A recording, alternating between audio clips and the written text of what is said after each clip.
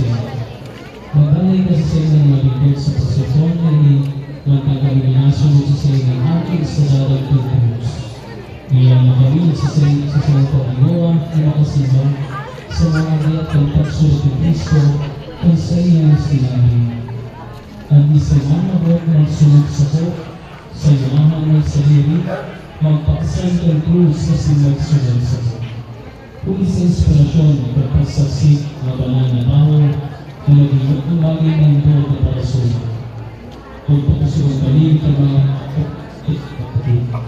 itinaagat at si Kristo at sa iyo. Kasarap ng Espiritu Santo, Diyos sa bawat sa kapanahonan ng mga panahon. Amen.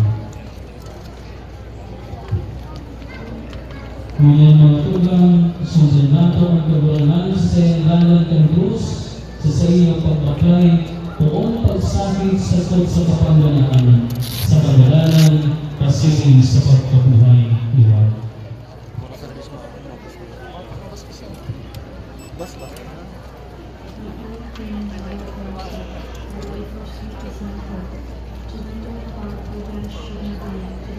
Mga halipon ng katekismo sa mga pasos o imahen sa Quaresma. La Ultima Cena, ang huling hapunan. Sa gabing ito ay pinagdiwang ng buong Jesucristo kasama ang 12 disipulos ng pinakaunang misa. Sa banal na gabing ito, iniwan ng Panginoon Jesus sa kanyang simbahan ang bagong utos na pag-ibig sa kapwa, gaya ng pagmamahal na sa atin, ang paglilingkod, ang saserdosyo, at ang misa. Sa gabing ito rin, isip ang pasyon ng ating Panginoon.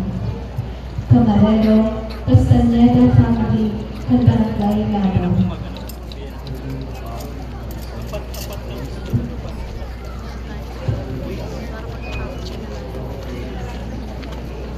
Pagkaroon po, kapag nalinyanan po, pero sa ito, salamat po. Sunod, Abang Ligobardo. Ang panalangin sa Simon, Lorasyon Borreto. Dumating sila sa isang lugar na tinatawag ng Simon.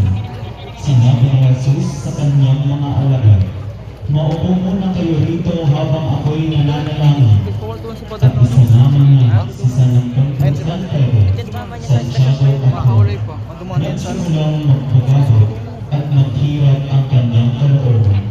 Sinabi niya sa kanila, "Ang puso ko'y labis na nalulungkot at ako'y halos namatay na.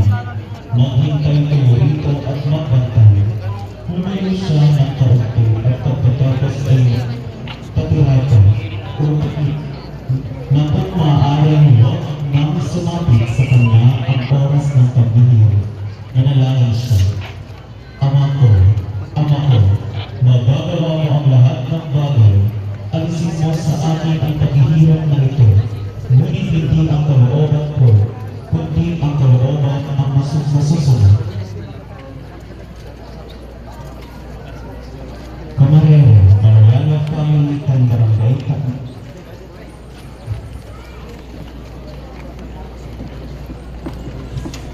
San Pedro Apostol.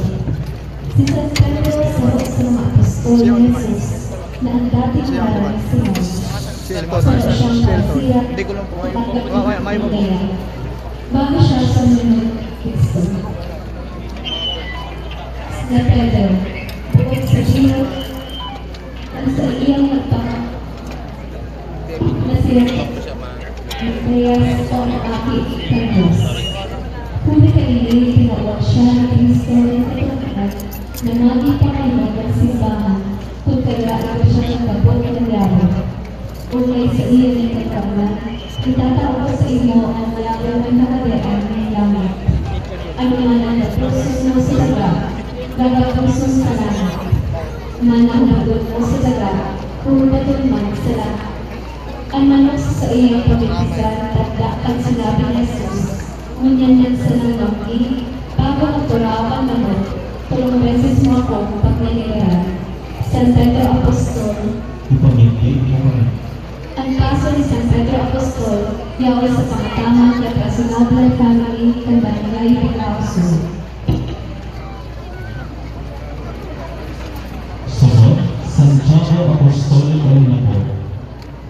Si Santiago Apostol El Mayor sa mga rekat na naging apostol ni Jesus, aking iba sa Stelo Asis. Upang minuan ibang ang isa, inabot siyang El Mayor, uli kaduang apostol ang sa iyang araw ng Santiago. Inabot siya bakang ibang ng isiwan, mantang nagdadakot ni sira sa dagat ni Galileo. Kalmahan ni Siza na Kristo sinabi ang Siza. Sumunod ka na sa Lord at hindi dibuhan ko kamang mga parasira ng tao. Pulos mo nindang pinayaan ng salitang nangikot bangang nagsusot. Bigay sa bangang nagsusubang mga tubang ang buwangon. Bulat sa bilang mga hati ng buwangon. Huli kang salitang personal na arat sa buwangon. Siya ang enang na apostol na nagdadaan bilang bakit at pinagtugutan siya ang oras ang hita.